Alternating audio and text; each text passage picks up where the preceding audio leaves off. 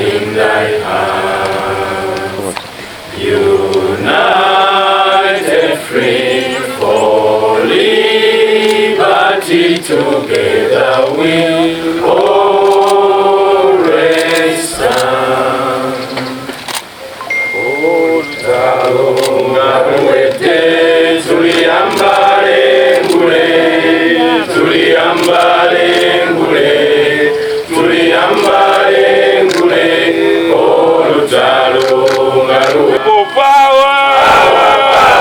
Our power! People power!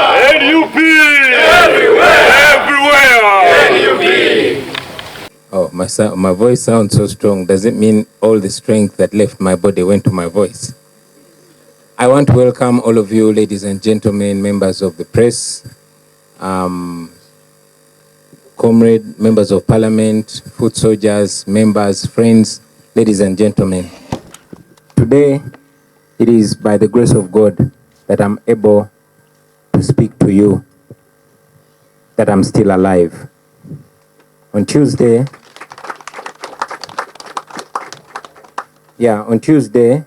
together with some comrades, we set off from here to go visit our lawyer, George Musisi, for a private function, just about 4 or 5 kilometers from here. That was in Bulindo. Bulindo is a very nearby place from here.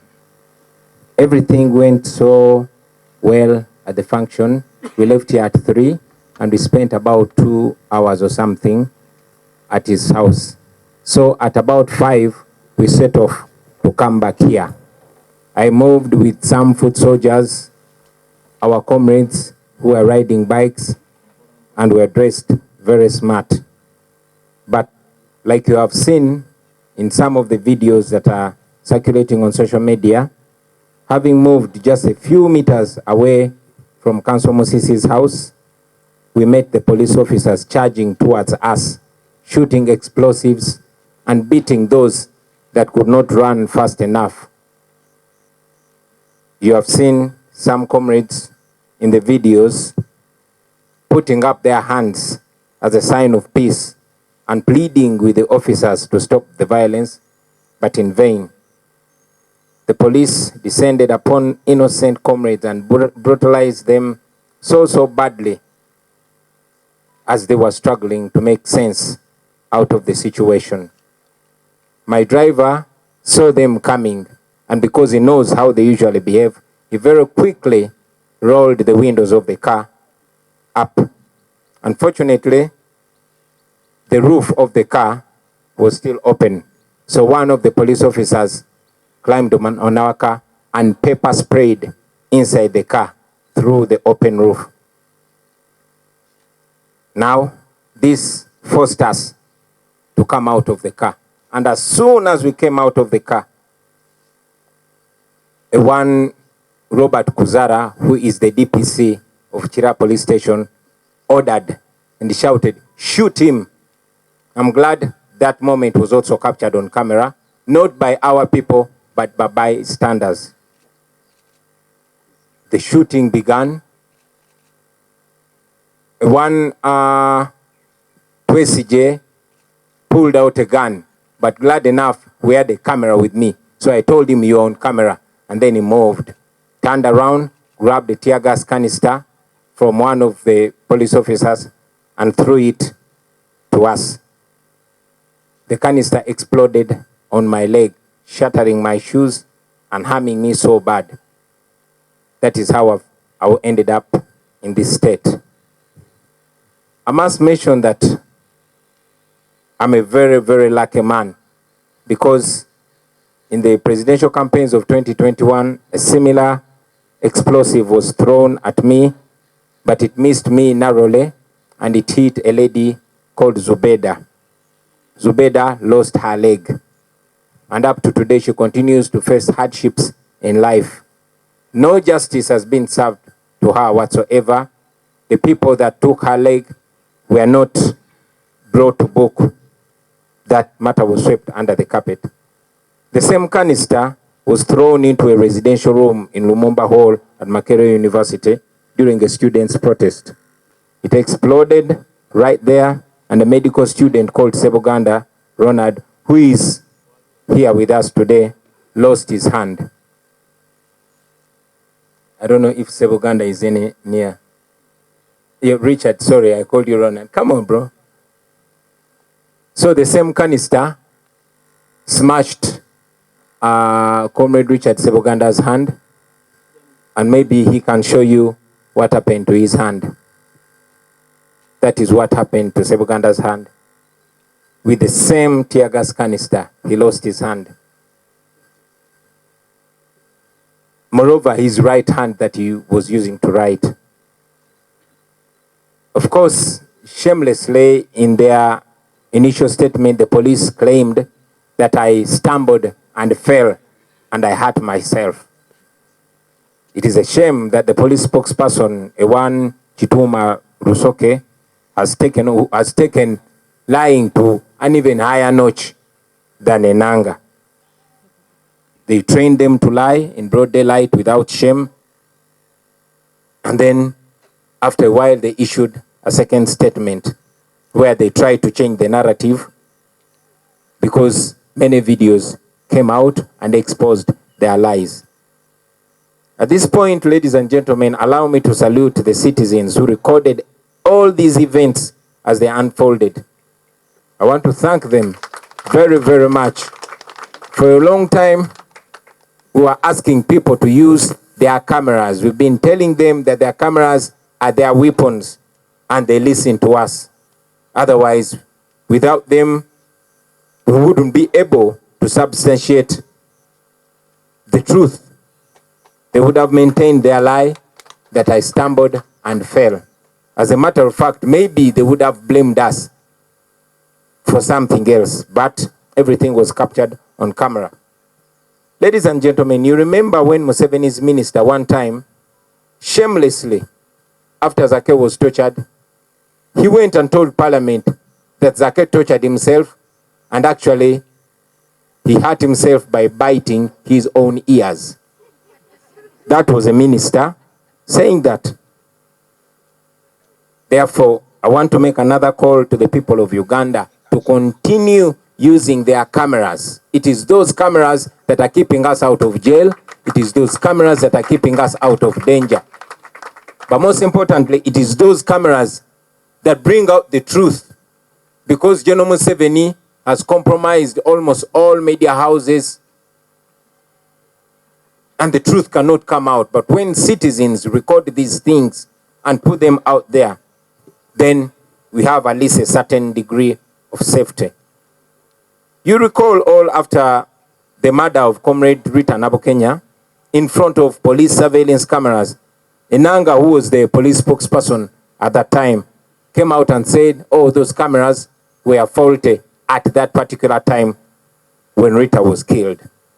The same way they did, same thing they did after the murder of Dan Cheune, after the murder of Ziggy Wine, they said the cameras were not working. So this means that we can never ever have the hope of having the truth or getting footage from those cameras, because those cameras are manned by the criminal police who are so allergic to the truth. Abana umugambi tebawogana twogera luzungu.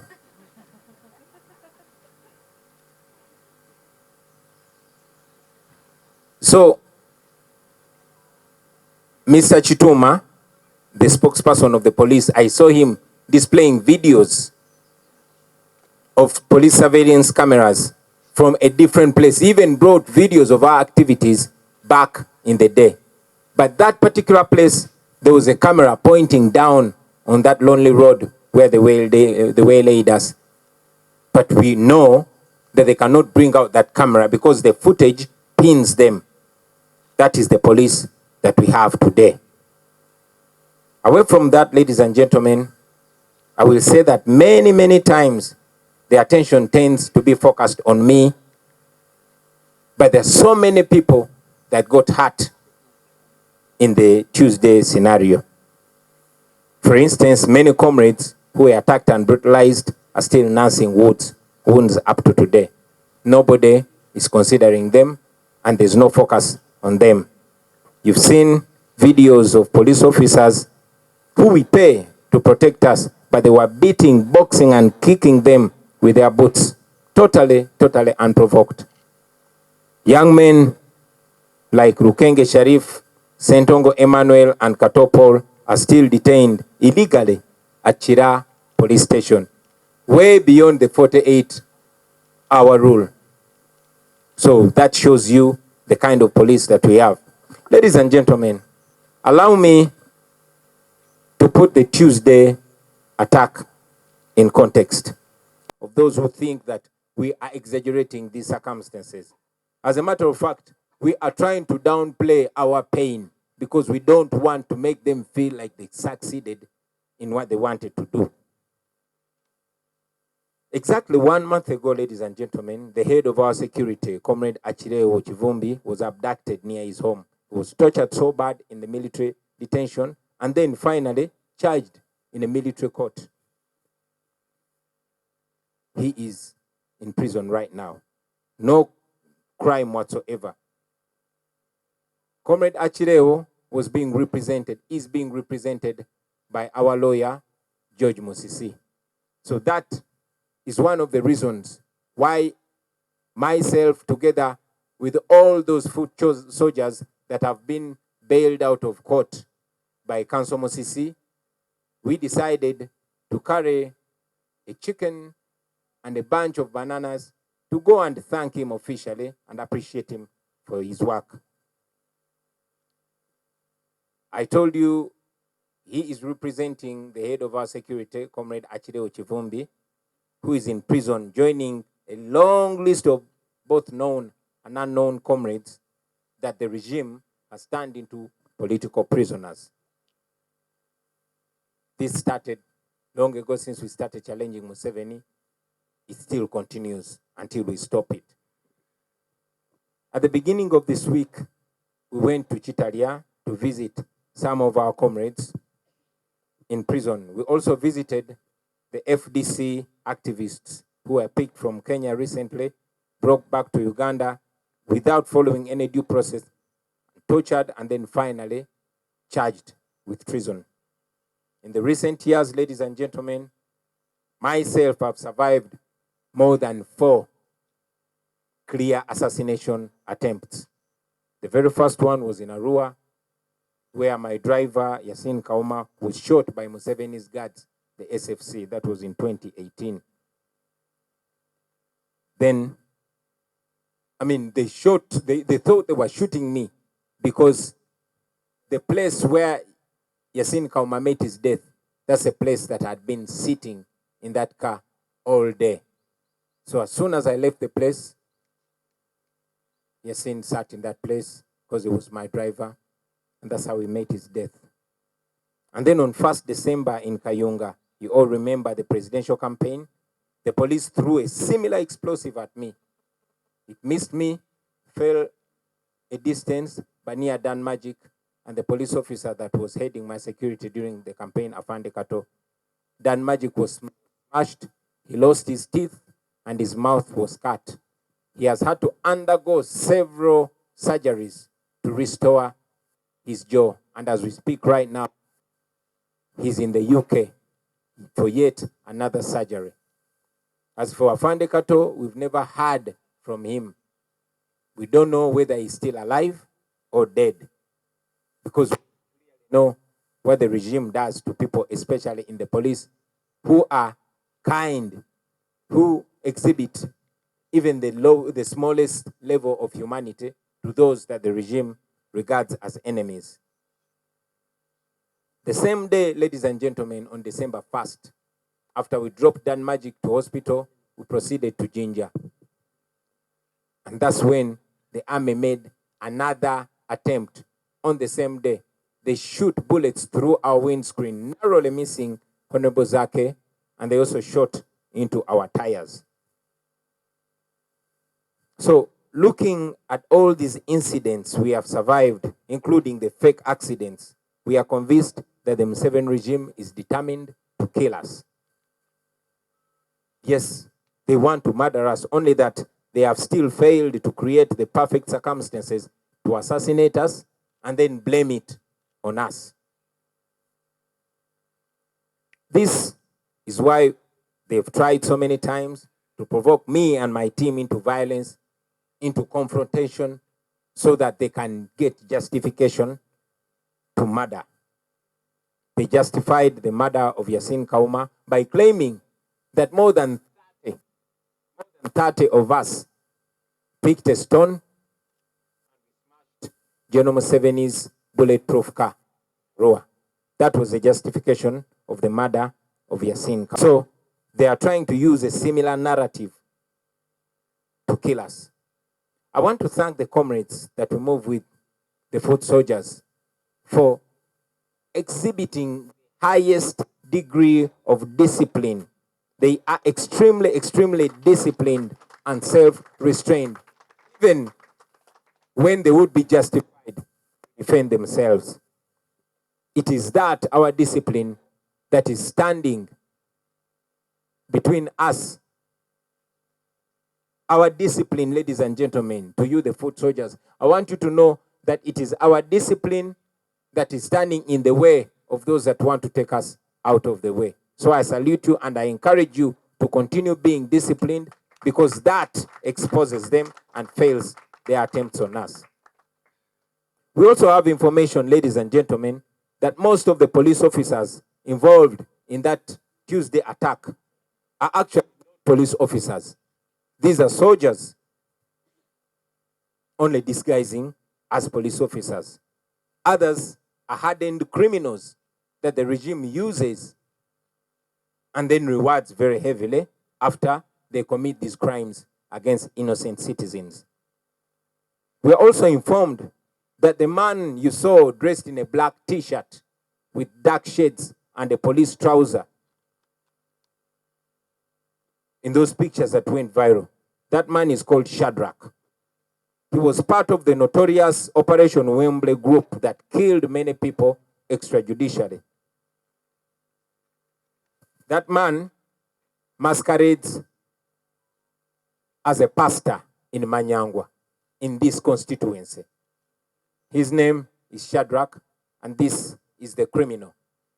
He was part of Operation Wembley. He masquerades as a pastor, and we are informed that he was jailed some time ago after being caught in a rape scandal. But as you know, General Museveni always picks out the worst criminals because they have nothing else to do. They owe him their freedom, and that's why they are ready to do every nasty thing for him. The man you saw ordering for my shooting is called Kuzara Robert. Here. This is the man that ordered for my shooting. You saw him on a video shouting, "Shoot him." This is the DPC of Chira police station. His name is Kuzara Robert. And then the man who threw a canister at me is called J. Kaino Elias. This is the man. This is a man who pulled a gun at me, but because the camera was looking at him, he wasn't sure whether it's live or not. He put back the gun, went around my car, picked a canister and hurled it at me. That is the canister that exploded on my leg. This is the man. His name is J. Kaino Elias. He is the OC station for Chira police station. Now, this man, J, he has committed crimes. You saw him during the 2021 presidential election, boxing a presidential candidate. Nothing happened to him. And as we always tell you, Museveni rewards criminality for as long as that criminality is committed against his political opponents. He rewarded Tumwesije with a promotion, like he's has done to many, many other criminals putting on police uniform. So you can be sure that nothing.